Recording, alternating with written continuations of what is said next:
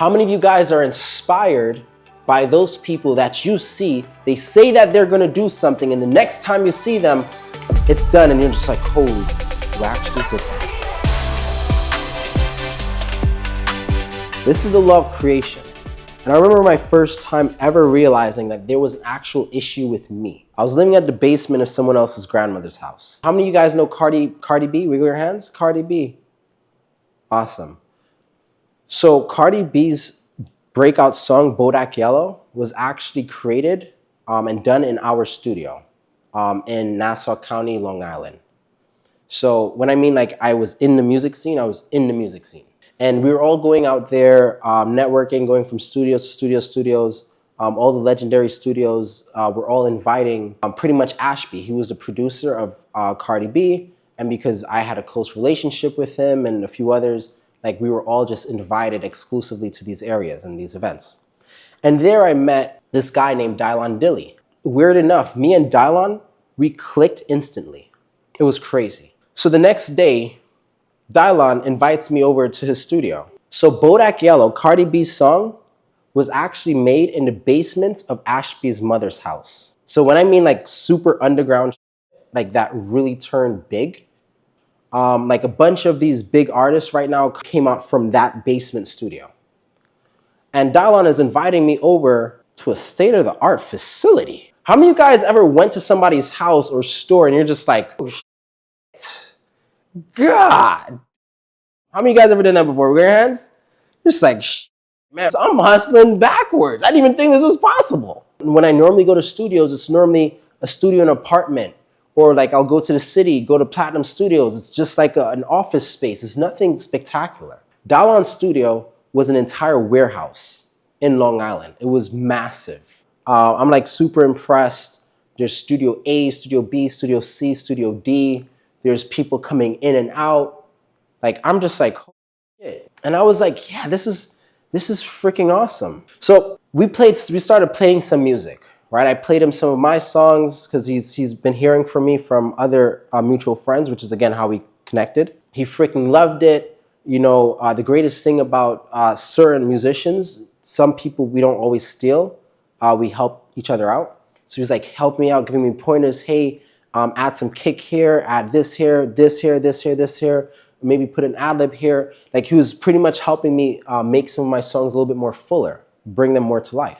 And then after that, he had an album that he was releasing called Pain to Power or something like that. And he was launching it. His album release party was, I think, like in a week. And he was like, dude, I really need some help because one of the songs that I did, he was like, the sound that I have, it sounds really, really good for that song. And he wanted me to be in that song for him to help him with the vocals. So then he was like, he played it. I was just like, dude, this is absolutely fucking perfect. I think if I come onto this, what I think you should do is take some of like the ad-libs that I use in my songs, and I think you should incorporate that. Like, and then I went back to one of my songs, I played like something like this, like take something like this and put it in here, because if you put it here, it'll make the song sound so much more fuller. It'll sound brighter, more fuller, and like it's a party song. You want it to sound engaging. So we had an amazing night. We left, 1 day passed, 2 days passed. I kid you not, 2 days passed. On the third day, we met up at Premier Studio, another studio in the city. And now Dylon is showing me the updated version of this song that now sounds like a masterpiece. What about my song? My song, guys, change. I did absolutely fucking nothing. And at this moment, this was the moment that I realized that the problem that I'm having is I'm not creating enough. I'm not creating things in my life. This guy created a massive studio. This guy is driving a dream car. This guy is having ideas and it's just flowing right through him. This guy is winning at life. This guy is being invited to Grammy parties. This guy is being invited to these podcasts before podcasts were even podcasts. How come I wasn't creating any of these things in my life? So then what I started doing was I started observing. And luckily, this is one of the things that helped me stop smoking weed, by the way. I sat down and I realized how productive I thought I was when I was smoking weed, but the reality is I wasn't. And then funny enough, Dylon, every time I'd pass a joint to Dylon would be like, no, I don't smoke. I'm not smoking that. I don't smoke. I'm working. I'm not smoking. One of the things that Dylon had, or I didn't have enough of, was positive thinking. I mean, think about it. I'm stuck in an environment that I don't want to be in. I'm in a situation that I'm not happy with. So most of the things that I'm thinking about is of lack. I can't go to the studio because of this reason. All my home studio gear is stuck in an iSlip and I don't have access to it. I can't do this because of that. And I can't do this because of this. How many of you guys find yourself saying these things? These are the things that is stopping you from creating the outcomes that you desire. And you may think, oh no, this is just a small thing. I can't go out tonight. My head hurts. How many of you guys realize that you've had the most success in anything when you did something that you didn't feel like doing, but you did it anyway? So I realized that my positive thinking wasn't on the same level as Dylon's. And it was crazy because he even mentioned it.